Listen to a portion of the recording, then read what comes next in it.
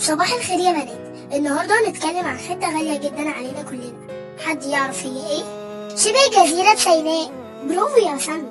طيب يا ترى سينا ليها اهميه سياسيه؟ قوليلي يا بسام.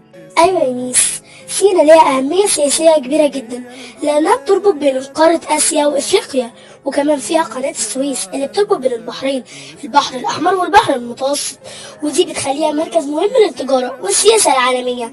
وعلشان كده إسرائيل احتلتها سنة 67، لكن احنا رجعناها في حرب أكتوبر سنة 73 وبعدين باتفاقية كامب ديفيد. شطوره، برافو عليكي. طيب يا ملك، قوليلي سينا بتفيدنا ازاي اقتصاديا؟ سينا فيها خير كتير قوي يا ميس. احنا بنستخرج منها معادن زي المنجنيز والنحاس والفوسفات، وكمان فيها الرخام والبترول والغاز الطبيعي. غير كده بقى فيها سياحة عالمية زي بالظبط شرم الشيخ ودهب وطابة، وده بيدخل دخل كبير لمصر.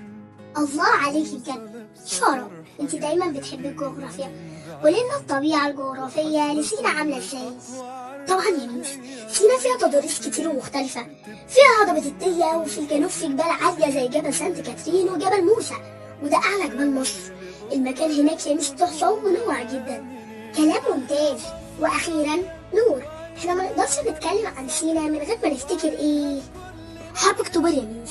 الجنود المصريين عبروا قناة السويس في 6 أكتوبر سنة 1973 وكسروا خط بارليف اللي كانوا بيقولوا عليه مستحيل، ورفعوا علم مصر على الأرض اللي اتاخدت مننا ورجعناها بعزيمة وبطولة. تحيا مصر. أنا فخورة بيكم يا بنات، كل واحدة فيكم أبدعت.